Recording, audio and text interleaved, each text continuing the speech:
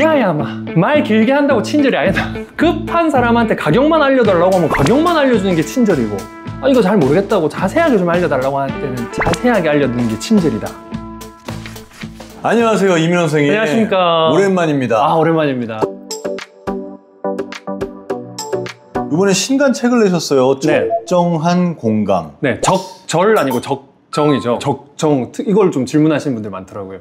적정한과 적절한. 네. 이거 이름 지을 때 고민 좀 하셨겠는데요? 그 적정 기술이라는 단어를 예전에 봤었어요. 네. 저도 그랬는데 친구들한테 기타를 가르쳐줘도 이게 막 힘들다고 안 하게 되잖아요.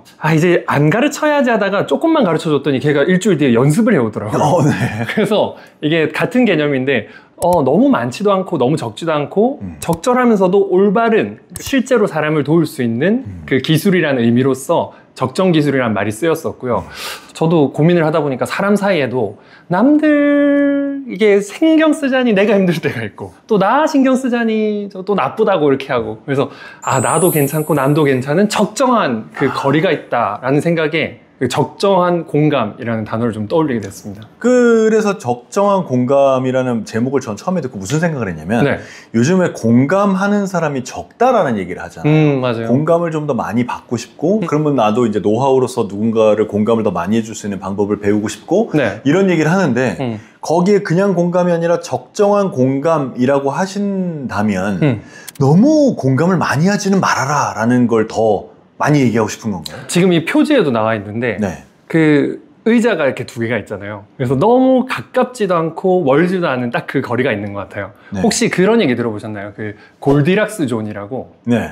태양계에서 수금지와 목토 천음령 중에서 지구가 한 여기 수금지쯤에 딱 자리를 잡아갖고 너무 덥지도 않고 너무 춥지도 않은 딱 그 거리에 있기 때문에 우리가 여기서 숨 쉬고 살 수 있는 거라고 하더라고요. 어허. 그래서 사람 사이에도 공감을 안 하자면은 또 이렇게 배척당하고 너무 외롭게 될 때가 있고, 또 너무 하자면 힘들고 하다 보니까 이게 안 하는 것도 아니고 하는 것도 아니고 정말 적절하면서도 나도 괜찮고 남도 괜찮은 그 거리를 찾아가자라는 뜻이었습니다. 근데 그 거리가 사람마다 다 같을 것 같지는 않거든요. 맞습니다. 여기서 그럼 그 거리, 나의 거리도 중요할 테고 나와 지금 대화를 하고 있는 저 상대방의 거리도 중요할 텐데 어떻게 해야지 그 거리를 알 수 있습니까? 그래서 저 같은 경우도 대화할 때 그런 방법을 써요. 사람들이 이 주제가 어떤 사람한테는 괜찮은 주제인데 어떤 사람은 상당히 민감할 때가 있잖아요. 뭐 정치나 뭐 종교나 이런 거 말할 필요도 없고, 그래서 약간 상대방의 거리를 찾는 방법 중에 하나가 이런 건데, 상대방하고 대화를 하다 보면 상대방이 이렇게 허가증을 내줄 때가 있어요. 커피 얘기 같은 거는 이게 종교도 아니고 정치도 아니니까 누구나 편하게 얘기할 수 있는데, 커피 얘기를 하다 보면 상대방이 이제 허가증을 줘요. 예를 들어서 우리 남편은 커피를 맨날 먹고 이렇게 얘기를 하면 남편은 이게 가도 되는 길이야. 이 사람이 얘기를 꺼냈기 때문에. 네. 저 애정 같은 경우에는 정말 눈치 없이 상대방한테 거리가 어느 정도인지 모르고 결혼하셨겠죠? 뭐 이러면서 얘기를 시작했는데 상대방 사실은 그 얘기 안 하고 싶을 때가 있어요. 맞아요. 자녀 얘기를 하고 시작을 하는데 자녀 얘기 안 하고 싶을 때도 있고, 근데 그분이 우리 애는 요즘에 아침마다 일어나가지고 커피를 마시는데, 이렇게 되면은 이분이 통행권을 주셨으니 자녀 얘기 가도 되겠구나, 이런 느낌으로 거리를 좀 잡을 수 있죠. 요거를 허가증이라고 표현하시는 거예요? 그렇죠. 통행 허가증. 굉장히 괜찮은 표현인데요. 저도 예전에 그런 일이 있었는데, 길 가다가 저는 이제 스쿠터를 조그만 걸 하나 타고 다니는데 예. 분명히 멀쩡한 길이라고 생각했는데 싹 미끄러진 적이 있어요. 블랙아이스. 그래서 이게 멀쩡해 보인다고 그냥 가도 안 되는 일이고, 항상 보면서 간다고 해도 놓칠 때가 있는 건데, 사람 사이에서도 안전을 신경 쓰면서 가야 되겠다 싶고요. 반대로 상대방도 저한테 그걸 놓칠 때가 있더라고요. 제가 정말 얘기 안 하고 싶은 아픔이 있는 부분도 맞아요. 있잖아요. 그럴 때는 살짝 상대방한테도 이 길이 지금 돌아가 주셔야 되는 길입니다 하고 좀 안내를 해야 될 때가 있더라고요. 그런 안내는 어떻게 합니까? 예를 들어서 누가 이제 남편 얘기를 하지도 않았는데 갑자기 남편 얘기를 해요. 네. 근데 나는 불편해. 그럼 어떻게 말해야 되나요? 저 같은 경우 이제 이런 사례가 하나 있었는데, 사실 이 책의 편집장님이 저를 만날 때마다 선생님 왜 이렇게 피곤해 보이세요? 라고 얘기를 하시는 거예요. 근데 사실 안 피곤한데 하나도 안 피곤했어요. 예. 사람이 피곤해 보인다 하는데, 물론 마음은 알았어요. 이분이 너무 걱정되고 신경 써서 이제 아끼니까 그런다는 걸 하는데, 저한테는 그게 허가증이 아니었던 거예요. 피곤하다는 얘기를 들으면 내가 지금 뭔가 남한테 좀 배려를 못했나? 신경 쓰이게 했나? 어디가 그랬지 하면서 대화에 집중을 못 하겠더라고요. 예. 그래서 나중에 이게 내 블랙아이스구나 이런 걸 알고 편집장님께 좀 부탁드렸어요. 아무한테나 부탁은 못 하겠죠. 근데 가까운 사이니까 사실 제가 이런 얘기 들을 때 약간 신경이 많이 쓰여서 혹시 다음번에는 제가 좀 피곤해 보이면 좀 웃을 수 있는 얘기나 또는 응원 같은 거 좀 해주실 수 있을까요? 라고 부탁을 드렸어요. 근데 이게 대화가 통하는 적정한 공감을 해줄 수 있는 사이였기 때문에 그 말을 들어주셨고 그 뒤로 만날 때마다 웃긴 얘기를 해주시더라고요. 피곤해 보였나 봐요. 정말로? 네. 그래서 야, 저 사람한테 걱정한다고 했던 말도 저 사람한테 오히려 신경 쓰이는 말도 있다 보니까 여기는 미끄러질 수 있어요 하고 표지판 세워주는 마음으로 좀 해주면은 서로 건강한 관계를 좀 이어나갈 수 있더라고요. 지금 이 얘기는 아이스 브레이킹의 노하우 같은 느낌이에요. 저는 그 얘기도 많이 하는데 아이스 브레이킹도 좋은데 사실 아이스 멜팅이라는 단어가 좀 더 맞는 것 같아요. 브레이킹 알잖아요. 근데 브레이크 가다가 빠지면 거기 큰일 나거든요. 섣부른 브레이킹은 위험하다. 섣부르게 유머 쳤다가 처음 만나가지고 네. 유머 쳤다가 거기 얼으면 완전 빠질 때가 있더라고요. 그래서 서서히 녹도록 만드는 아이스 멜팅이 되게 필요하더라라는 생각했어요. 아이스 브레이킹을 잘하는 사람들 가운데 네. 아이스 브레이킹 하다가 실수 한번 안 해본 사람 거의 없을 거예요. 그렇죠. 저도 예전에 부끄러운 기억인데 학생 한 명이 있었는데 얼굴이 좀 빨간 상황이었어요. 그래서 술 드시고 오셨어요? 라고 했는데 안면 홍조가 있으셨어요. 네. 그래서 그분이 표정이 상당히 안 좋았고 강사가 된 지 얼마 안 됐을 때였어요. 그래서 야, 분위기 한번 깨보려고 했다가 완전 제가 깨지고 그분한테 너무 미안하고 그래서 앞으로 조금 못 웃기더라도 상대방을 편안하고 부드럽게 해줘야지 내가 웃기려고 막 억지로 이 분위기를 깨려고 하지 말자. 서서히 녹을 때까지 좀 기다리자. 이런 생각을 좀 하게 됐어요. 이 얘기가 이민호 선생님 본인한테는 참 하기 싫은 그런 얘기일 수 있는데 이렇게 하시는 걸 보면 네. 이제 이 영상을 보고 있는 누군가는 이런 실수를 하지 말길 바라는 마음. 맞습니다. 네, 사람이 가까이 다가가려고 하는 말들인데 오히려 멀어지게 할 때가 있잖아요.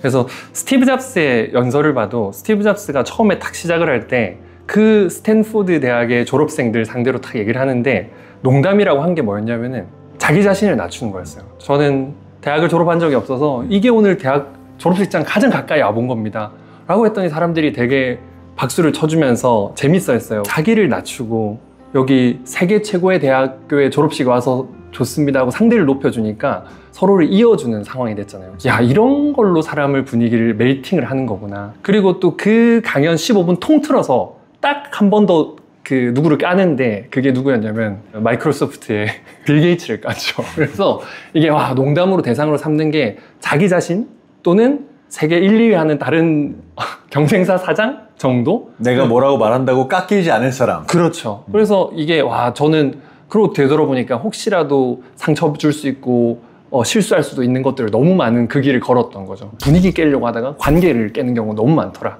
이런 생각을 하게 되죠. 사실 농담은 뭐 자기한테나 농담이지 듣는 사람이 농담으로 안 들어주면 다 소용없는 거 아니에요? 맞아요. 같이 웃을 수 있어야 되는데 진심으로. 참 그게 그 선을 찾는 게 처음엔 참 어렵기도 하죠. 맞습니다. 네. 지금 이제 쭉 얘기를 들으니까 적정한 공감이라는 책이 공감을 받고 싶은 사람에게도 필요할 것 같고 네. 내가 조금 더 수준 높은 공감을 하고 싶은 사람에게도 필요할 것 같단 말이죠. 맞아요. 어느 쪽을 더 염두에 두고 쓰셨습니까? 그래서 놀랍게도 1부와 2부로 나눠져. 아, 그렇군요. 아, 제가 너무 적정한 질문을 했군요. 네, 아주 좀 정확하게 해주셨습니다. 네. 1부가 타인과의 공감과 소통에 대해서 다루고 있고요. 2부가 나 자신 그리고 내 마음과 나 안에서 일어나는 공감에 대해서 다루고 있습니다. 바꿔서 질문을 드려볼게요. 공감을 잘하면 인기 많은 사람이 될 수 있습니까? 저는 이제는 다르게 말할 것 같아요. 예전에 제가 기업 강의 다니고 이렇게 유튜브 촬영하고 하면서 공감이 중요합니다, 공감이 중요합니다 얘기했는데 이제는 다시 말하자면 적정한 공감이 중요합니다 라고 말씀드려야 될 것 같아요. 동대문에 장사 잘하시는 분들 쫙 모아놓고 이제 상위 10%한테 장사를 진짜 잘하는 데 있어서 손님 대하는 데 있어서 뭐가 제일 중요하냐라고 했더니 1위로 나온 게 친절이었던 거예요. 근데 상위 1%만 모아놓고 다시 물어봤더니 대답이 좀 바뀌었대요.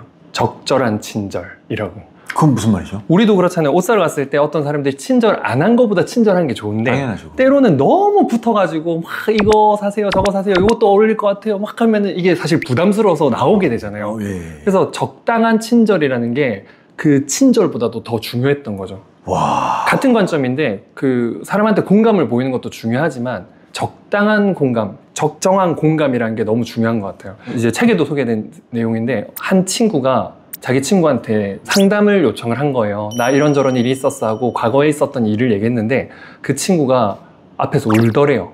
되게 공감을 많이 해준 거죠. 그래서 울었다라고 얘기를까지 듣고 소중한 친구가 있어서 참 좋네라고 얘기를 했더니 아니요 선생님 저 되게 싫었어요 라고 하는 거예요. 그 친구가 하는 말이 자기는 이 얘기를 처음 해봤는데 그동안 숨기고 있다가 했던 그 자기 상처가 이 사람이 우는 순간 이게 울 일이었구나, 그 정도로 상처받을 일이 맞구나라고 자기가 생각을 하게 됐대요. 아, 그럴 수도 있군요. 네, 그래서 와, 이거는 사실 이 사람은 진심으로 공감을 해줬을 텐데 이 친구는 좀 다르게 해석을 하게 된 경우죠. 근데 사실 정답은 없잖아요. 없죠. 그래서 이게 그 친구한테는 또 블랙 아이스인 부분이라는 생각이 들어요. 그래서 사람마다 이게 상황이 다르다 보니까 우리는 그 적정한 공감이란 걸 맞추기 위해서 눈도 마주치고 관찰도 하고 대화도 하고 느낌도 보면서 이 사람이 어디까지 내가 다가갔을 때 덜 불편하고 편안하고 오히려 고맙게 느낄지 그 간격을 잘 맞출 수 있어야 된다라는 생각을 하게 됐습니다. 아, 지금 하신 말씀을 들으니까 또 옛날 생각들이 나는데 저는 남들이 다 좋아했던 어떤 공감 네. 혹은 어떤 질문, 어떤 대화를 했을 때 그걸 불편해하는 특정한 사람들도 있을 수 있잖아요. 그죠. 그럴 때 아, 얘는 왜 이래? 다들 이거 좋아했는데 얘는 왜 이렇게 이상한 반응을 보이는 거야? 그리고 그 사람 탓을 했던 것 같아요. 저도 그렇게 되는 것 같아요, 사실은. 근데 이게 그 사람 탓을 할 수 있지만은 우리도 운전하고 가다가 우리 좀 젊을 때는 막 화도 내고 욕도 하고 막 그런 적 있잖아요. 근데 이게 차에 애를 태우고 다니다 보니까 무조건 안전한 게 제일 중요하다는 생각으로 바뀌잖아요. 맞아요. 그러니까 교통사고처럼 소통사고랑 똑같은 것 같아요. 교통사고도 결국에는 정신없을 때는 사고도 나고 하는데 소중한 것들, 내 삶이 소중해지고 내 가족이 소중해지면은 그때부터 안전운전이 제일 중요하듯이 사실 이 공감을 통해서 제일 중요한 거는 부딪히지 않고 살아가기 위해서 안전운전처럼 안전소통, 교통사고를 방지하는 것처럼 소통사고를 방지하는 간격이 필요하다. 그게 적정한 공감에 담겨 있습니다. 교통사고랑 비유하니까 굉장히 와닿네요. 사실 뭐 아무리 내가 옳으냐 상대방이 옳으냐 이게 중요한 게 아니라 사고가 안 나는 게 제일 중요하죠. 그렇죠. 사고 나면 그때부터 무조건 그 얘기 있잖아요. 미국에서 가장 대접받으려면 변호사일 필요도 없고 의사일 필요도 없고 미친놈이면 된다고.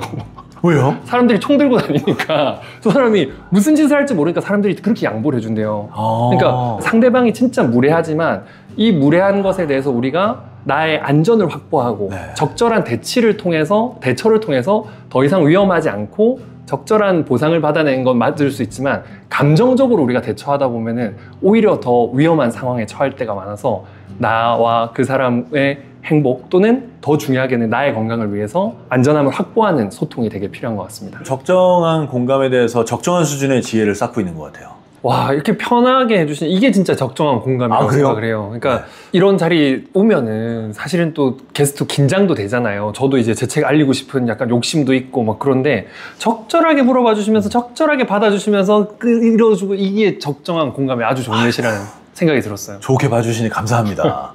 이 공감을 얘기할 때 많은 사람들이 같이 묶어서 생각한다든지 이 부분을 명확히 알고 싶다든지 하는 거가 조언이에요. 조언. 왜냐면 누가 나 이런 일이 생겨서 어려워, 힘들어 라고 얘기할 때 그 얘기를 듣고 공감해주고 말 거냐, 맞아. 아니면 공감해주고 이렇게 해봐라 라고 얘기를 할 거냐. 여기서 되게 힘들다고 하더라고요. 선을 타는 게. 어떻게 해야 되나요? 저는 이 조언에 있어서는 안경 얘기를 많이 하게 되는데. 안경이요? 네, 길 가다가 어떤 청년이 되게 힘든 삶을 살다가 황금색 안경을 주는 거예요. 너무 잘 보여요. 자기한테 딱 맞는 안경이었던 거죠. 세상이 이렇게 잘 보이니까 이거를 사람들한테 너도 써봐라 이렇게 한 건데 어떤 사람은 너무 잘 보여가 됐는데 어떤 사람은 어지러울 뿐이죠. 그래서 이게 나한테 아무리 잘 맞는 황금색 안경이라고 할지라도 사람마다 시력이 다 다르다는 거, 심지어 좌우 시력도 다르잖아요. 이런 것들을 알면서 나한테 맞는다고 상대방한테 맞는 게 아닐 수 있다는 걸 먼저 아는 게 조언하는 사람의 마음이 1번이라고 생각해요. 그리고 그 똑같은 안경의 관점에 있어서도 안경사분들이 시력을 재서 처음에 안경을 주잖아요. 아무리 맞는 안경이라고 할지라도 그분들이 뭐 하냐면 살짝 바꿔가면서 뭐가 편하냐라고 다시 물어보더라고요. 그래서 첫 번째로는 내 안경이 상대방한테는 안 맞을 수 있다는 것을 인지하는 것이 1번.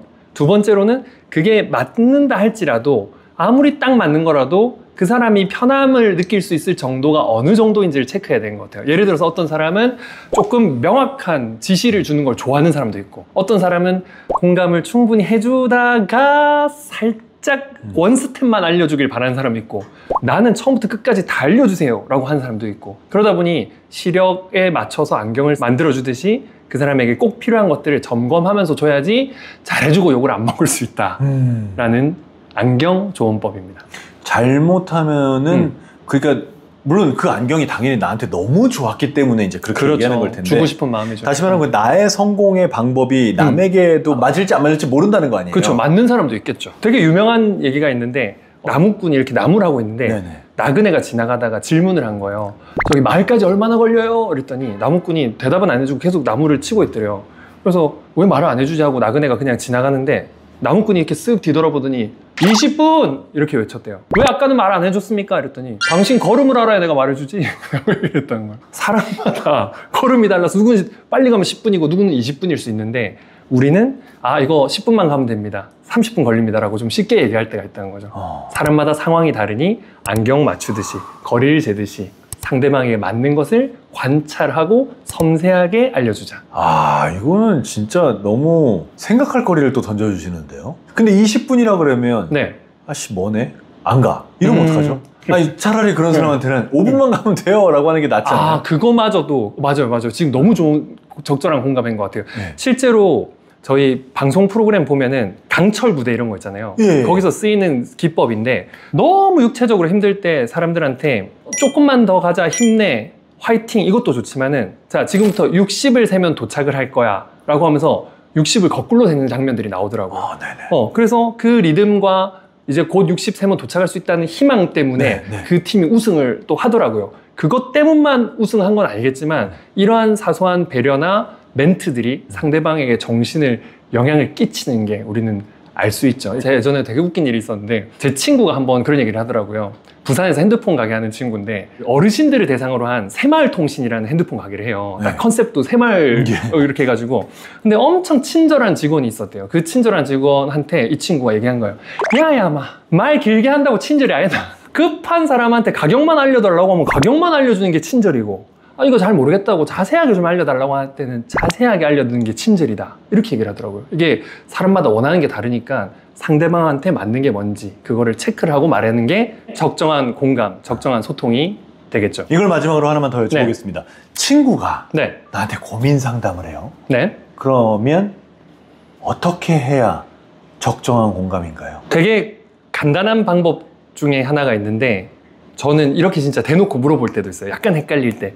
만약에 이렇게까지 헷갈린다는 것은 사실은 서로 아직 역사가 없다라는 걸 증명하는 말이기도 한 것 같아요. 왜냐면은 오랜 친구이다 보면은 서로 좀 깊은 친구면 얘는 들어주길 바라는구나 또는 해결책을 주길 바라는구나 아는데 우리가 약간 헷갈릴 때는 아직 이 사람 잘 모른다는 거죠. 그래서 모르는 길 갈 때는 우리가 지도 보면서 가듯이 얼굴에 저는 체크할 때가 있어요. 지금 제가 공감해 주시길 바랍니까? 해결책을 바랍니까? 라고 좀 여쭤볼 때가 있어요. 정말? 네. 그냥 대놓고 물어보면은 정말 놀랍게도 해결책을 바라는 사람인 줄 알았는데 공감만 해주세요 이렇게 얘기하진 않아요.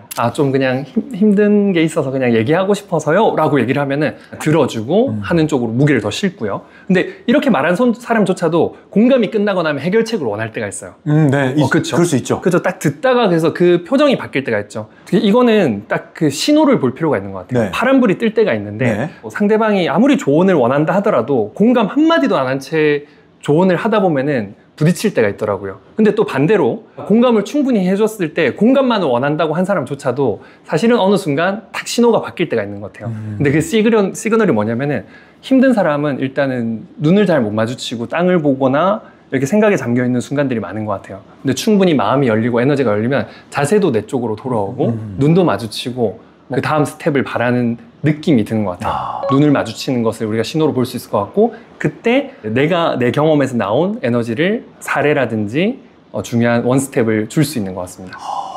사인을 보고 알아듣는 것도 되게 중요하겠네요. 이런 경우에는. 자, 그러면 2025년을 살아가고 있는 우리에게 왜 공감이 그렇게까지 중요한가요?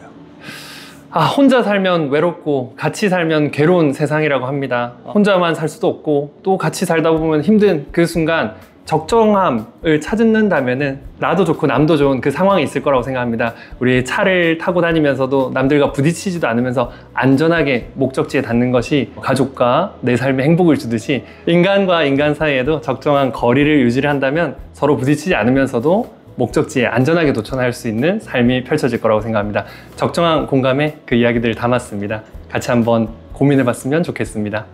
오늘 조언에 관해서 또 공감에 관해서 적정한 선을 타는 게 무엇인지 정말 많은 생각을 해봤습니다. 자, 이 책이에요. 이 책. 호재 괜찮죠? 의자 2개. 예뻐요. 네. 이 의자에 여러분이 앉아서 여러분의 어려운 점을 얘기한다면 어떤 사람이 반대쪽에 앉아서 얘기를 들어줬으면 하십니까? 아마 이 적정한 소통 능력을 가진 사람이 앉아있다면 여러분의 오늘의 대화는 한결 더 행복하지 않을까라는 생각이 듭니다. 바로 그런 사람이 필요하시다면 지금 이 책을 한번 집어보세요. 작가님 오늘 나와주셔서 감사합니다. 감사합니다.